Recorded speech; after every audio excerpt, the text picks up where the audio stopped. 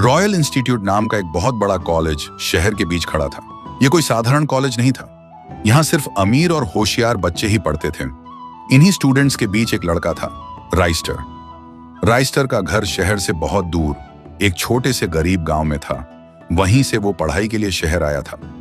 जब वो गांव से निकला था तो उसके माँ बाप ने उसे बड़े प्यार से विदा किया था। उनकी आंखों में आंसू नहीं थे, बल्कि अपने बेटे के लिए ढेर सारे सपने थे। राइस्टर ने भी उनसे वादा किया था कि वो कुछ बड़ा बनकर ही वापस लौटेगा। इसी जुनून के साथ वो शहर पहुंचा। राइस्टर ने अपनी मेहनत से इस बड़े कॉलेज में फ्री एडमिशन तो ले लिया, लेकिन रहने के लिए उसके पास कोई ठिकाना नहीं था। एडमिशन के बाद वो बड़ी उम्मीद के साथ कॉलेज के हॉस्टल गया, लेकिन वार्डन ने उसे साफ मना कर दिया और कहा, हॉस्टल फुल हो चुका है, अब यहाँ कोई जगह नहीं है, तुम बाहर अपना इंतजाम देख लो। राइस्टर परेशान हो गया। उसके पास होटल में रहने के पैसे नहीं थे और शहर में वो किसी को जानता भी नहीं था। अपना भारी बैग कंधे पर लटकाकर वो सस्ते कमरे की तलाश में सड़क पर निकल पड़ा। धूप तेज थी और वो गली गली भटकता रहा। तभी शहर के आउटर एरिया में उसे एक शानदार सा घर दिखाई दिया। उस घर के गेट पर लिखा था टू लेट। राइस्टर ने अपनी धड़कनों को काबू में किया और गेट के पास जाकर बेल बजाई। कुछ देर बाद सामने एक बेहद खूबसूरत औरत आई। उसकी उम्र का अंदाजा लगाना मुश्किल था, लेकिन उसकी आंखों में एक अजीब सी कशिश और गहरा सा सूनापन था। उसने संजीदगी से पूछा, कमरा चाहिए? राइस्टर थोड़ा सक पका गया। जी हाँ। औरत की नजरें राइस्टर के चेहरे से होती हुई उसकी मजबूत बॉडी पर जा टिकी। राइस्टर पसीने में भीगा हुआ था, थका हुआ भी, लेकिन उसका चेहरा और पर्सनैलिटी काफी दमदार थी। औरत के चेहरे पर एक हल्की सी मुस्कान आ गई, जैसे उसे वो मिल गया हो जिसकी उसे तलाश थी। उसने धीरे से कहा, अंदर आ जाओ। अंदर जाकर राइस्टर ने देखा ड्राइंग रूम उसके गांव के घर जितना बड़ा था। राइस्टर ने झिझकते हुए कहा, मैम जगह तो बहुत अच्छी है, लेकिन मेरे पास एडवांस देने के लिए ज्यादा पैसे नहीं हैं। औरत राइस्टर के करीब आई और उसकी आंखों में झांकते हुए बोली, मुझे पैसे नहीं चाहिए। राइस्टर हैरान रह गया। औरत ने फिर कहा, मैं तुम्हें कमरा मुफ्त में दे सकती हूँ, रेंट की कोई चिंता मत करो, लेकिन मेरी एक शर्त है। राइस्टर ने पूछा, क्या शर्त? औरत ने शांत आवाज में कहा, मुझे मैम नहीं पायल बोलो, और रात के 10 बजे के बाद नीचे वाले फ्लोर पर मत आना और मुझसे कभी कोई सवाल मत पूछना। राइस्टर के मन में हजारों सवाल थे, लेकिन सर पर छत की मजबूरी ने उसे चुप रहने पर मजबूर कर दिया। उसे लगा शायद पायल अपनी प्राइवेसी को लेकर ज्यादा स्ट्रिक्ट होंगी, इसलिए उसने हाँ कर दी। तब से राइस्टर वहीं रहने लगा, लेकिन धीरे धीरे उसे वहां अजीब चीजें महसूस होने लगी। पायल दिन भर घर में अकेली रहती थी, लेकिन उसे कभी हंसते हुए नहीं देखा गया। राइस्टर जब भी कॉलेज से वापस आता, पायल उसे अक्सर बालकनी में खड़ी मिलती, जैसे किसी का इंतजार कर रही हो। धीरे धीरे राइस्टर के दिल में डर की जगह एक अजीब सी हमदर्दी और अट्रैक्शन ने ले ली। लेकिन कभी कभी आधी रात को उसे नीचे से चिल्लाने की आवाज सुनाई देती, छोड़ दो प्लीज, बहुत हो गया, मुझे बहुत डर लग रहा है, छोड़ दो ना। राइस्टर के मन में सवाल तो थे, लेकिन वो अपनी जगह से हिलता नहीं। उसे पायल की शर्त याद आ जाती, रात के 10 बजे के बाद नीचे वाले फ्लोर पर मत आना। फिर एक रात बहुत तेज बारिश हो रही थी, बिजली कड़क रही थी। रात के 1:12 बज चुके थे। राइस्टर अपने कमरे में बैठकर पढ़ाई कर रहा था। तभी अचानक भागते हुए पायल उसके कमरे में आ गई। राइस्टर ने देखा वो बुरी तरह कांप रही थी। राइस्टर घबरा गया। पायल जी, क्या हुआ? आप ठीक है? पायल ने रोते हुए कहा, राइस्टर, मुझे बचा लो, मुझे आज रात अकेला नहीं रहना, वो आ जाएगा, वो मुझे मार देगा। राइस्टर समझ नहीं पाया कि वो कौन है। उसने पायल को शांत कराने की कोशिश की। शांत हो जाइए पायल जी, कोई नहीं आ रहा, मैं हूं ना। राइस्टर ने पायल की आंखों में देखा। उसकी डर भरी आंखें अचानक बदल गईं और पायल ने राइस्टर को जोर से गले लगा लिया। पायल ने कांपते हुए कहा, मुझे बस एक बार महसूस करना है कि मैं जिंदा हूँ या नहीं। राइस्टर, मुझे प्यार करो। राइस्टर खुद को रोक नहीं पाया। बाहर तूफान था और अंदर जज्बातों का सैलाब। उस रात शर्तें टूट गईं, हदें पार हो गईं। राइस्टर और पायल एक हो गए। राइस्टर को लगा उसे उसका सच्चा प्यार मिल गया है। फिर सुबह राइस्टर की नींद खुली। वो उठा और देखा कि पायल कमरे में नहीं थी। घबरा कर वो नीचे भागते हुए आया और नीचे का नजारा देखकर उसके पैरों तले जमीन खिसक गई। वहां पुलिस इंस्पेक्टर खड़ा था और पायल रो रही थी। राइस्टर ने घबराकर पूछा, इंस्पेक्टर साहब, क्या हुआ? इंस्पेक्टर ने राइस्टर को देखते ही उसे एक जोर का झापड़ मार दिया। राइस्टर चीख पड़ा। अरे, मैंने क्या किया है? तभी पायल रोते हुए बोली, इंस्पेक्टर, यही है वो। इसने कल रात मेरे कमरे में घुसकर मेरे साथ जबरदस्ती की और मेरी तिजोरी से 5 लाख रुपए चुरा लिए। राइस्टर के होश उड़ गए। पायल, ये तुम क्या कह रही हो? कल रात तो तुम खुद मेरे कमरे में आई थी। पायल चिल्लाकर बोली, झूठा, मैं एक विधवा औरत हूँ। मैं क्यों तेरे पास आऊंगी? तूने मेरी मजबूरी का फायदा उठाया। फिर इंस्पेक्टर ने गुस्से में कांस्टेबल से कहा, जाओ, राइस्टर के कमरे की तलाशी लो। कांस्टेबल राइस्टर के कमरे में गया और तलाशी लेने लगा। कुछ ही देर में राइस्टर के बैग से 5 लाख रुपए का बंडल निकल आया। ये देखते ही राइस्टर का होश उड़ गया। अब सारे सबूत राइस्टर के खिलाफ थे। पुलिस उसे घसीटते हुए ले जा रही थी।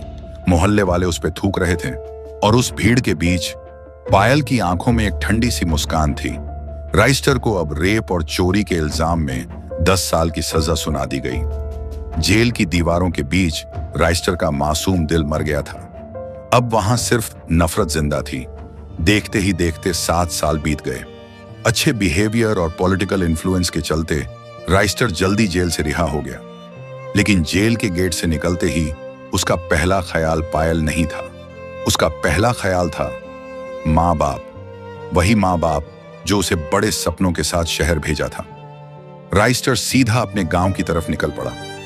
गांव पहुंचते ही राइस्टर को कुछ अजीब सा महसूस हुआ। घर के बाहर वो पहले जैसी रौनक नहीं थी। दरवाजा खोला, अंदर उसकी माँ चारपाई पर पड़ी थी।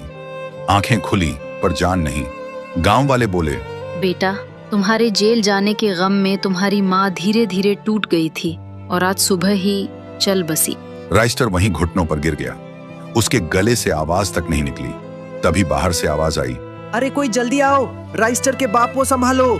राइस्टर सुनते ही भागा और देखा उसका बाप, जिसकी कमर कभी सीधी हुआ करती थी, आज लकड़ी की तरह जमीन पर गिरा पड़ा था। बेटा को सामने देखकर उसने सिर्फ इतना कहा, बेटा तू आ गया, अब मैं चैन से जा सकता हूँ। और उसी पल उसके बाप की सांस भी रुक गई। शाम तक माँ बाप दोनों की चिता सजी। राइस्टर ने खुद अपने हाथों से आग लगाई। आग के साथ उसका पूरा पुराना राइस्टर जल गया। राइस्टर ने जलती चिता के सामने खड़े होकर कहा, आज अगर मैं अपने माँ बाप के साथ नहीं था तो सिर्फ इसलिए क्योंकि मुझे झूठे इल्जाम में जेल भेज दिया गया था। मैं कसम खाता हूँ, जिन्होंने मेरी जिंदगी का रुख बदला, उन्हें मैं इसी तरह जिंदा जलाऊंगा। फिर एक रात राइस्टर पायल के घर पहुंचा। अंदर घुसते ही वो चिल्लाने लगा, पायल, पायल कहाँ हो तुम? बाहर आओ पायल। उसकी आवाज पूरे घर में गूंज उठी। तभी उसकी नजर उसी कमरे पर पड़ी जहां कभी वो खुद रहा करता था। वो कमरे में जाते ही देखा पायल सोफे में बैठी थी। आज भी वही शांति, वही खूबसूरती। पायल ने राइस्टर को देखा, लेकिन डरने के बजाय वो बिल्कुल शांत बैठी रही।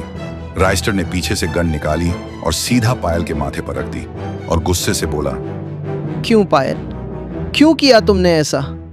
मैंने तुमसे प्यार करना शुरू किया था और तुमने मुझे जेल भेज दिया। मेरी जिंदगी बर्बाद तो कर दी, साथ साथ मेरे माँ बाप को तुमने मार डाला। आज तुम्हारी वजह से वो इस दुनिया में नहीं रहे। पायल ने धीरे से कहा, गोली चलाने से पहले एक बार मेरे साथ दूसरे कमरे में चलो। राइस्टर कुछ पल के लिए कंफ्यूज हो गया। गन पायल पर ताने हुए वो उसे लेकर दूसरे कमरे की तरफ बढ़ा। जैसे ही वो कमरे में घुसा, वहां का नजारा देखकर राइस्टर की रूह कांप गई। बेड पर एक आदमी पड़ा था, बिना पैर के लेकिन जिंदा। राइस्टर ने भारी आवाज में पूछा, ये कौन है? पायल ने कहा, ये मेरा पति है, डॉक्टर अरमान। राइस्टर चौंक गया। पति? लेकिन तुम तो विधवा थी। तब पायल ने असली सच बताया। मेरा पति डॉक्टर अरमान एक साइको साइंटिस्ट था। उसने मुझे कहा था, सबको बताओ कि मैं विदेश में मर चुका हूँ, फिर लोगों को घर रेंट पर दो और उन्हें अपने प्यार के जाल में फंसाओ। उसके बाद मैं उन सब के ऑर्गन्स निकालकर तस्करी करूंगा। इसलिए वो घर सिर्फ रात के वक्त ही आता था ताकि किसी को शक ना हो। पायल की आवाज कांपने लगी। जब मैं मना करती तो वो मुझे मारता था और घर में कैद रखता था। 7 साल पहले उस रात अरमान ने पूरा प्लान बना लिया था। वो तुम्हारी किडनी और हार्ट एक क्लाइंट के लिए निकालना चाहता था। वो तुम्हें बेहोश करके मारने वाला था, लेकिन मेरे पास तुम्हें बचाने का कोई और रास्ता नहीं था। अगर मैं तुम्हें भागने को कहती तो अरमान के गुंडे तुम्हें रास्ते में ही मार देते। इसलिए मैंने तुम्हें जेल भेजा। पुलिस स्टेशन ही वो इकलौती जगह थी जहां अरमान का हाथ नहीं पहुंच सकता था। मैंने जानबूझकर चोरी और रेप का झूठा नाटक किया, सिर्फ इसलिए ताकि तुम जिंदा रहो। राइस्टर बिल्कुल सुन्न रह गया। उसने धीरे से पूछा, तो फिर ये हालत कैसे हुई इसकी? पायल रोते हुए बोली, तुम्हारे जेल जाने के बाद एक दिन अरमान ने मुझ पर हमला किया। उस दिन मैंने हिम्मत की। मैंने उसके खाने में नींद की दवा मिलाई। जब वो खाना खा के सो गया था, तब मैंने उसके दोनों पैर और उसकी जीभ काट दी थी। तब से मैं इस शैतान को रोज थोड़ा थोड़ा मरता हुआ देख रही हूं। मैंने तुम्हारी जिंदगी बचाने के लिए वो झूठ बोला था। मुझे मार दो राइस्टर, मैं पापी हूं। मेरे लिए ही तुम्हारे माँ बाप आज इस दुनिया में नहीं हैं। सुनते ही राइस्टर ने पायल को गले लगा लिया और बोला, तुम्हारा कोई दोष नहीं था पायल। ये सब उस दरिंदे की वजह से हुआ। जो बीत गया उसे भूल जाना ही सही है।